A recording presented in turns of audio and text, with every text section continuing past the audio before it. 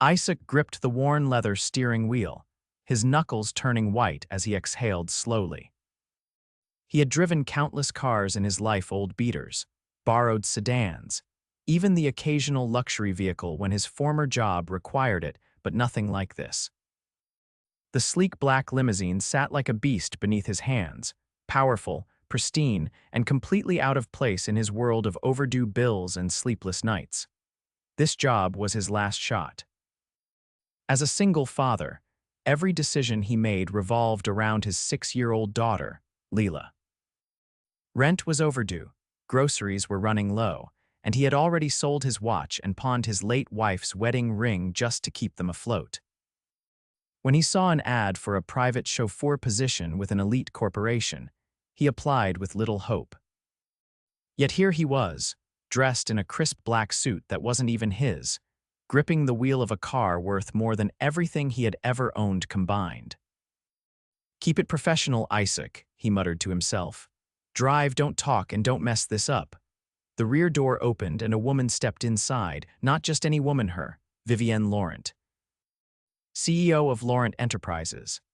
A name he had heard whispered in reverent tones, a woman whose face was plastered on financial magazines and business headlines. She was younger than he expected, late 20s, maybe 30, but carried herself with the kind of confidence that made people step aside without her having to say a word. Her midnight black hair was twisted into a sleek bun, and her sharp green eyes barely glanced at him as she settled into her seat. "Drive," she instructed, her voice smooth but firm. Isaac swallowed hard and shifted the car into motion. The silence in the backseat was suffocating.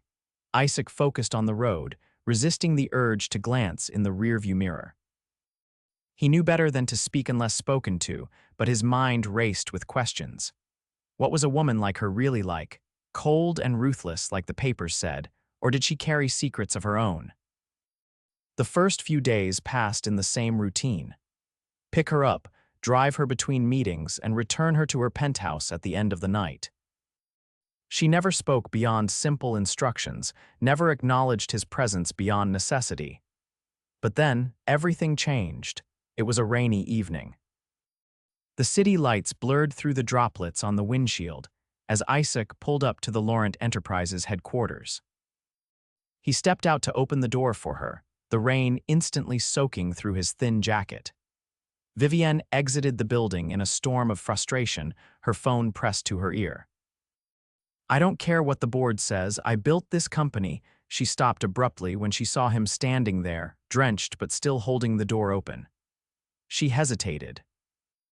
For the first time, her sharp gaze softened. "You're getting soaked," she stated. "It's fine, ma'am," he said, his voice even. She exhaled, cutting the call short. Instead of rushing into the car, she did something unexpected. She pulled a folded umbrella from her sleek designer bag and held it over them both, shielding him from the downpour. Isaac blinked. "You didn't have to do that. You're my driver," she said simply. "If you catch pneumonia, who's going to drive me?" He chuckled under his breath. "I'll manage." She studied him for a moment before stepping into the car. Isaac followed, shaking off the rain as he slid into the driver's seat.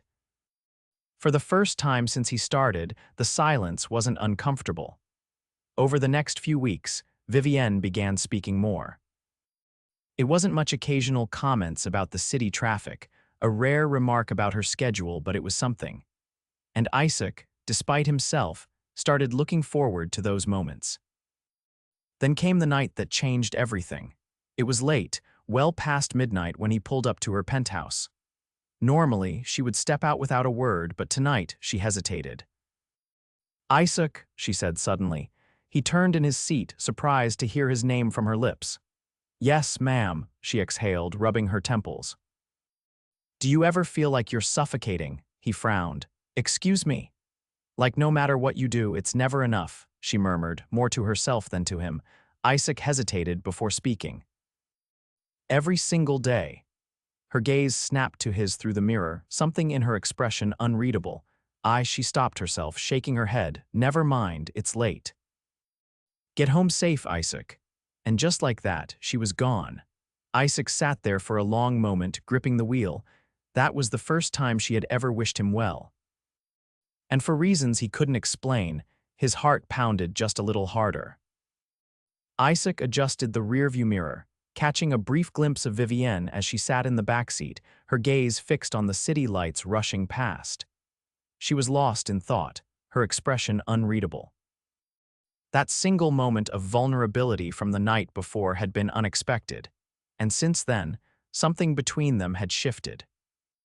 She had begun addressing him by name more frequently, asking questions that extended beyond work, a subtle but undeniable change. "You have a daughter." Her voice broke the silence, catching him off guard. Isaac's hands tightened slightly around the steering wheel.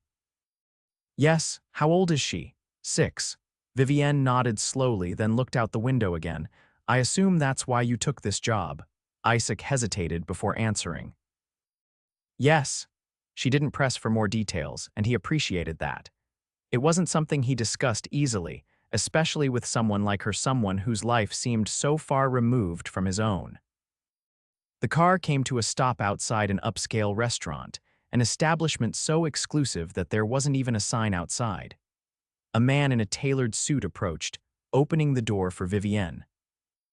"Ma'am, Mr. Donovan is waiting inside." Isaac noticed her hesitation. Her fingers curled slightly around the strap of her purse, a flicker of something annoyance, uncertainty. Crossing her face before she stepped out, she didn't want to be here. He didn't know why that thought unsettled him. An hour passed, then 2. Isaac remained parked outside, tapping his fingers against the steering wheel. His mind drifted to Leela, wondering if she had managed to fall asleep without him. Then the restaurant doors opened and Vivienne emerged.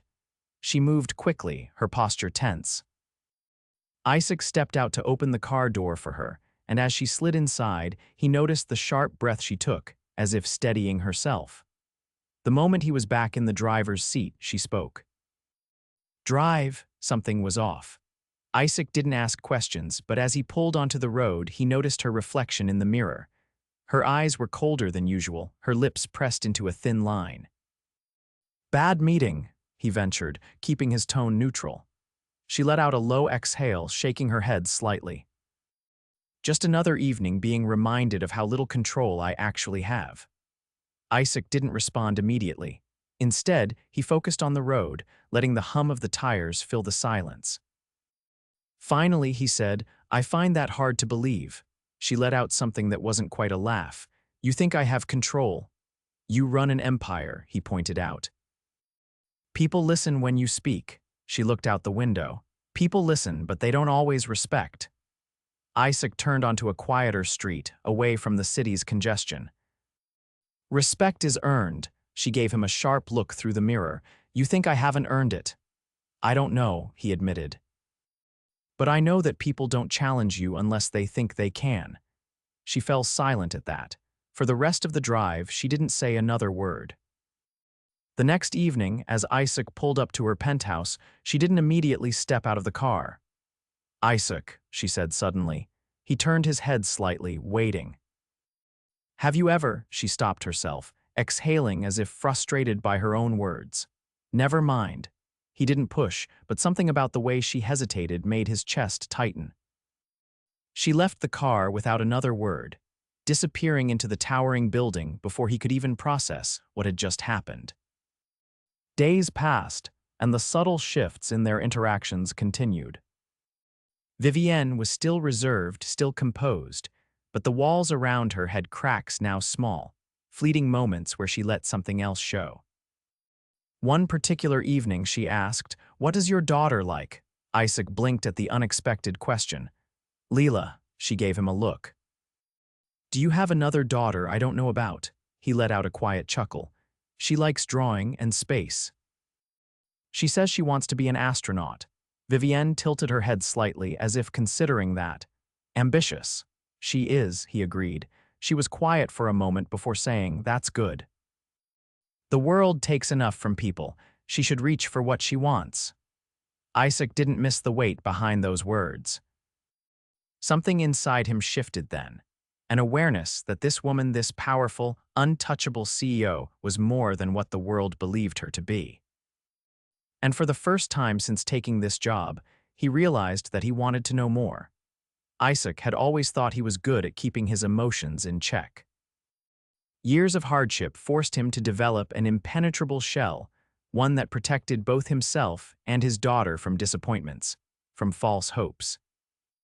But as he sat behind the wheel, gripping the leather with a little too much force, he realized something unsettling. Vivienne Laurent was getting under his skin. It wasn't the way she dressed in sharp, elegant silhouettes that exuded effortless power. It wasn't even the subtle fragrance she left lingering in the car long after she had exited. It was the way she had started looking at him, not like he was just her driver, not like he was invisible. Tonight was different. Instead of directing him to the usual string of high-profile meetings, she had given him an address in a quieter part of the city. When he pulled up to the location, he frowned. It wasn't a restaurant or an office building. It was a bookstore. Vivienne stepped out, her heels clicking lightly against the pavement, and disappeared inside without a word. Isaac leaned back in his seat, puzzled. He had never seen her take time for anything personal, let alone something as unassuming as a bookstore. For months, she had been all business, all precision. This was something else. 15 minutes later, she returned, holding a small paper bag. Instead of immediately giving him her next destination, she hesitated before speaking. "I need to make one more stop." Isaac nodded, waiting for the address. She glanced at him through the rearview mirror then, as if making a last-minute decision, said, "Actually, drive anywhere." Just for a while. That was new. He didn't question her. Instead, he pulled onto the road, letting the city unfold before them without a set destination. The silence that followed wasn't uncomfortable. It was something else. A quiet tension that neither of them addressed.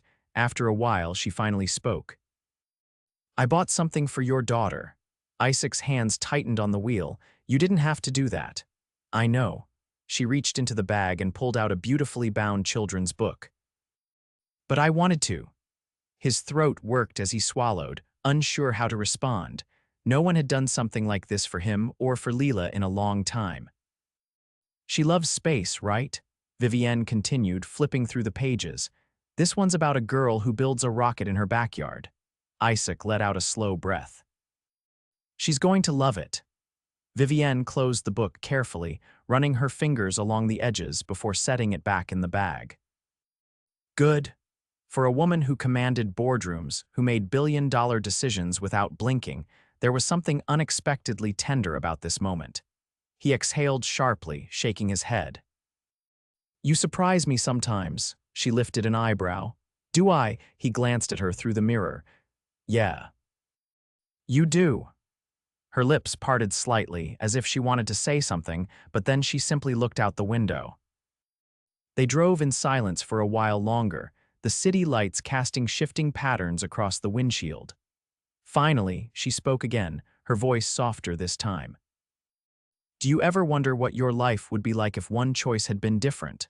Isaac hesitated before answering. "All the time."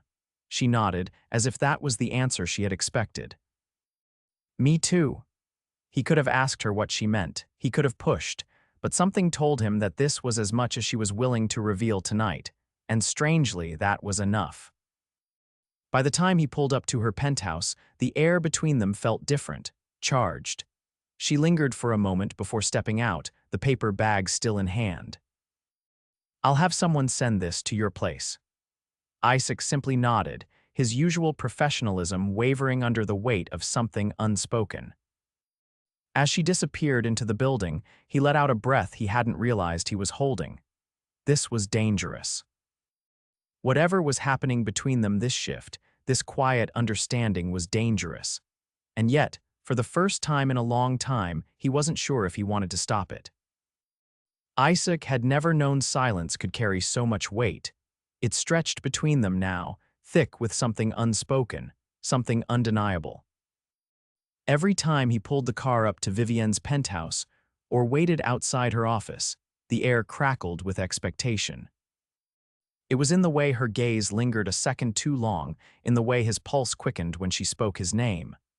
But neither of them addressed it, not until the night everything shattered. It had been a long evening. Isaac had driven Vivienne to a gala, one of those events where the city's elite gathered beneath glittering chandeliers, sipping champagne and whispering deals behind manicured smiles. He had stayed outside, parked along the curb, waiting as he always did, but when she returned to the car, something was wrong.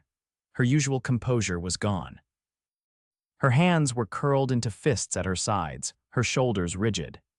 As soon as she slid into the backseat, she exhaled sharply, pressing her fingers against her temple. Isaac pulled onto the road, glancing in the mirror. What happened? She didn't answer right away.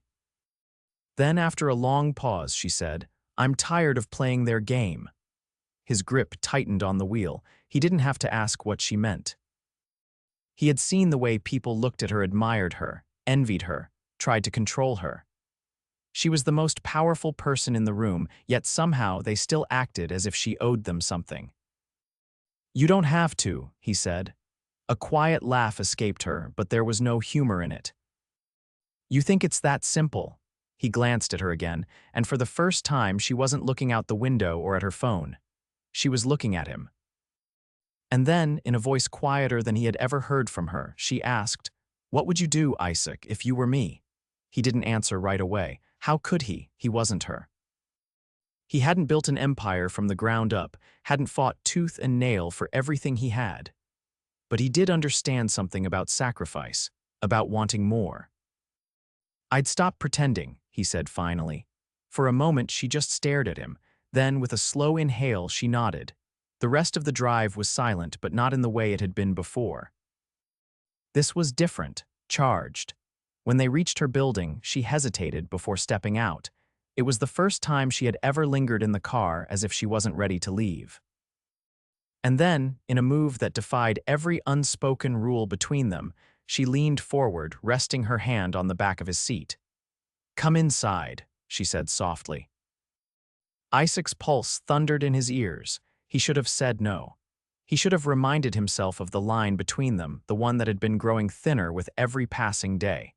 But he didn't. Instead, he turned off the engine and followed her. The penthouse was dimly lit, the city skyline casting long shadows across the walls. She led him inside without a word, moving to the bar and pouring herself a drink. She didn't offer him one. Instead, she set the glass down without taking a sip and turned to face him. "I've spent my whole life making the right choices," she murmured. Isaac said nothing, waiting. "I've done everything I was supposed to do. Built this company, became the person they expected me to be." She exhaled, running a hand through her hair, loosening the sleek perfection of it. "And yet tonight all I could think about was you." His breath caught. She stepped closer, her gaze never leaving his. "Tell me I'm not imagining this," she whispered. Isaac didn't move, didn't trust himself to. His whole body was taut, every muscle coiled. "You're not." She reached for him then, hesitating just before her fingers touched his. "Then why does it feel like we're both still running from it?" Because they were. Because this wasn't supposed to happen. But then, without giving himself time to think, he closed the distance between them, his hand covering hers. The air between them shifted, no longer just charged, but electric. "I don't think I can run anymore," he admitted. Vivienne searched his face, her expression unreadable. And then, slowly, she smiled, not the polished, practiced kind she gave to the world, but something real, something just for him. And in that moment, Isaac knew. Whatever this was, whatever it would become, neither of them were walking away. Isaac stood in the soft glow of Vivienne's penthouse, the air between them thick with something neither of them had acknowledged out loud until now. The city stretched beyond the glass walls, a glittering expanse of endless opportunity and impossible distances. But right now, none of it mattered. Only her. Only this. Vivienne's fingers hovered just above his, hesitant but not uncertain. The woman who commanded boardrooms without blinking was now standing before him, waiting. For what, he wasn't sure. Permission. Reassurance, he exhaled. "Are you sure about this?" She studied him, her emerald eyes sharp yet unguarded in a way he had never seen before. "I've never been more sure of anything." That was all it took. Isaac closed the space between them, his hand finding hers, warm and steady. The weight of everything his past, her world, the unspoken rules they were breaking pressed against them. And yet, none of it felt wrong. For the first time in years, he wasn't thinking about consequences. Vivienne led him toward the couch, sinking into the plush cushions with a quiet sigh. The tension in her shoulders, the weight she always carried, seemed to ease just slightly. Isaac sat beside her, neither too close nor too far, his presence solid and unwavering. She looked at him then, truly looked at him. "You've changed things for me," he frowned slightly. "How?" "For so long I thought I had to be untouchable," she admitted. "That if I let anyone in, they'd find a way to use it against me." Her gaze flickered down to where their hands rested together. "But you see me differently." Isaac ran his thumb gently over her knuckles, a small, grounding motion. "Because I don't want anything from you." Her lips parted slightly, as if the simplicity of those words caught her off guard. "Exactly." Silence stretched between them, but it wasn't uncomfortable. It was full of understanding, of years of loneliness neither of them had spoken about but both instinctively recognized in each other. Then, with a small inhale, Vivienne shifted her focus. "Tell me about her." He knew exactly who she meant. A small, genuine smile tugged at his lips. "Leela," she nodded. Isaac leaned back slightly, thinking, "She's stubborn in the best way. Once she sets her mind on something, there's no changing it." His expression softened. "She's got this way of looking at the world like everything is possible, like nothing is too far out of reach." Vivienne listened intently, absorbing every word. "She's been through a lot," Isaac continued, his voice quieter now. "More than any kid should have to, but she hasn't let it change her. She still believes in things." Vivienne tilted her head. "And you don't," he hesitated before answering. "I used to." Something in her expression shifted. "What did you stop believing in?" Isaac met her gaze, unflinching. "The idea that someone could stay." Vivienne's breath hitched just slightly, but she didn't look away. She reached up then, fingers brushing lightly against his jawline, a touch so fleeting it sent a current through him. "You deserve to believe in that again." His throat worked as he swallowed. "And you," she exhaled, closing her eyes briefly before opening them again. "I think I'm just starting to realize what I've been missing." The vulnerability in her voice, in her entire stance, was something she rarely allowed anyone to see. It wasn't weakness, it was trust. And it shook him more than anything else. Before he could respond, she shifted slightly, reaching for something on the sleek glass table beside them. A small envelope. "I was going to have this sent to you," she said, handing it to him. Isaac took it, brow furrowing as he slid his thumb beneath the seal. Inside was a set of papers, official, pristine. His breath caught when he saw what they were. A new job contract, higher pay, flexible hours. Enough that he wouldn't have to worry about late bills or cutting corners just to keep Layla's world stable. He looked up at her, stunned.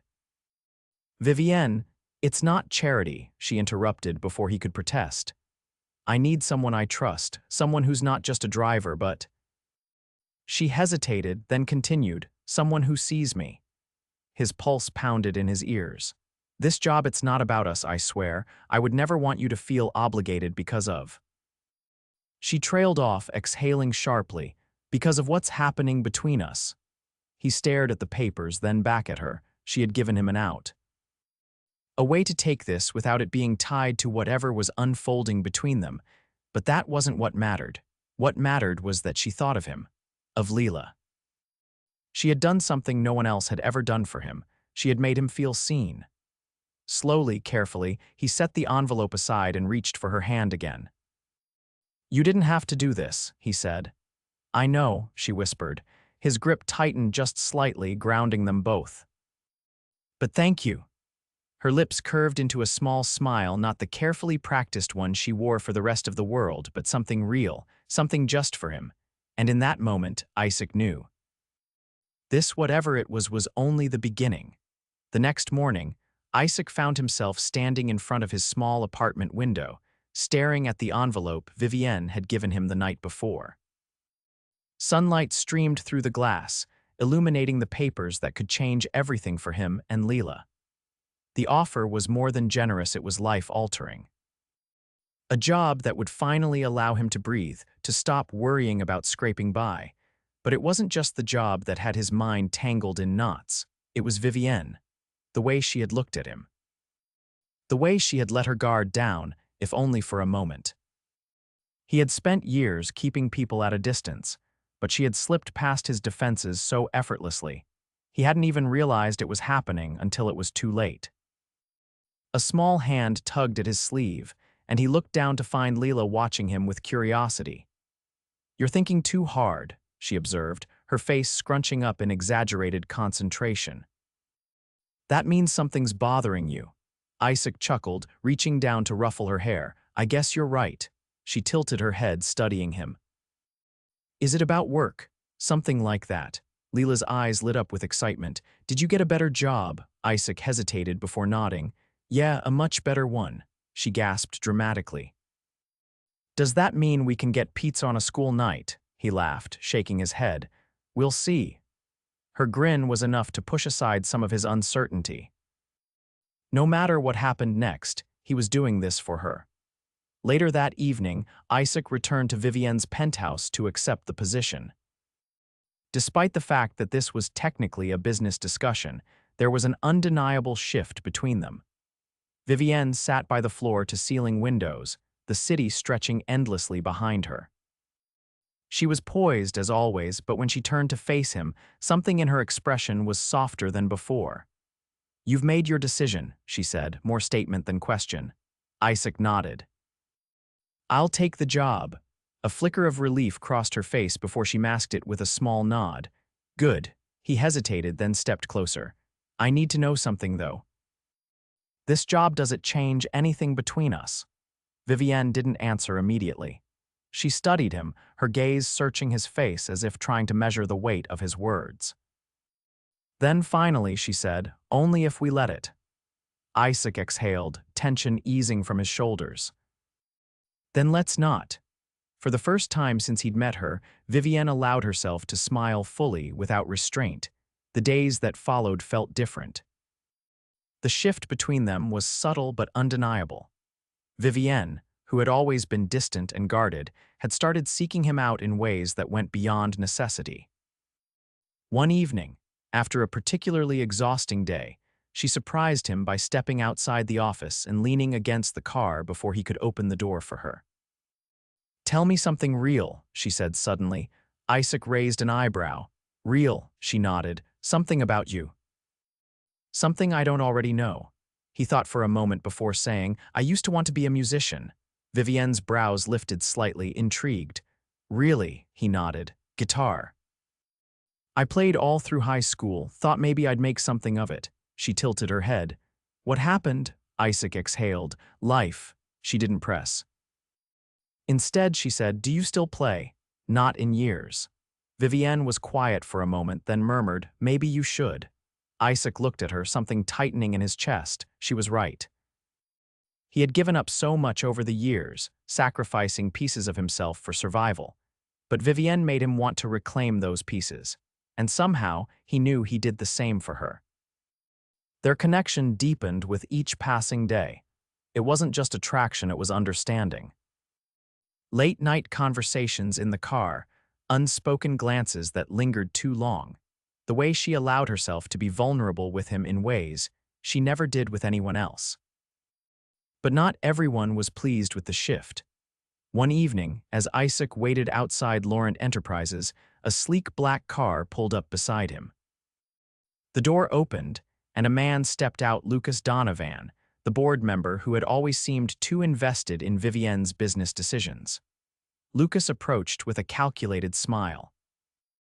"You're Isaac, right?" Isaac kept his expression neutral. "That's right."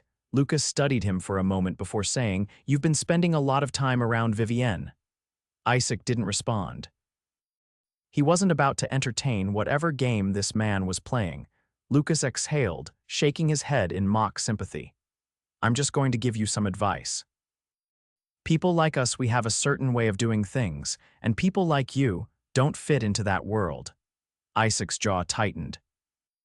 If that's true, then maybe the way you do things needs to change. Lucas smirked, clearly amused by his defiance. You really think she's going to let this last? She doesn't get to where she is by making emotional decisions. A flicker of doubt crept into Isaac's mind, but he shoved it aside. He knew Vivienne, knew her in ways Lucas never would. Before he could respond, the doors to the building opened and Vivienne stepped out. Her gaze flickered between them, immediately sensing the tension. "Is there a problem?" she asked, her voice cool. Lucas smiled that same practiced, insincere expression. "Not at all, just having a chat with your driver." Vivienne's eyes sharpened. "He's not just my driver." Lucas's smile faltered. Isaac glanced at her, his chest tightening. She had just drawn a line in the sand. Lucas recovered quickly, offering a lazy shrug. "Well, I'll leave you to it, but be careful, Vivienne. You know how fragile reputations can be." With that, he walked away, disappearing into the night. Vivienne let out a slow breath before turning to Isaac. "I'm sorry." "You don't have to apologize." She hesitated, then said, "He's wrong." Isaac searched her face. "About what?" "About me." "About us," she exhaled, stepping closer. "I've spent my whole life proving people like him wrong, and I'm not stopping now." A slow smile tugged at Isaac's lips. "Good." She reached for his hand, gripping it tightly. "I'm not afraid of this." Isaac squeezed her fingers. "Neither am I," and in that moment, he knew this wasn't just something fleeting. This was real, and no one was going to take it from them. Months later, as Isaac stood in the middle of a private rooftop garden, one Vivienne had designed herself. He watched Leela race across the grass, her laughter filling the air. Vivienne stood beside him, her hand slipping into his as they watched the little girl twirl beneath the string lights. "This is what I wanted," Vivienne murmured. Isaac turned to her. "What?" She smiled up at him. "Something real." He leaned down, pressing a soft kiss to her forehead. "Then you got it." She sighed contently, resting her head on his shoulder. And for the first time in both their lives, they weren't just surviving. They were home.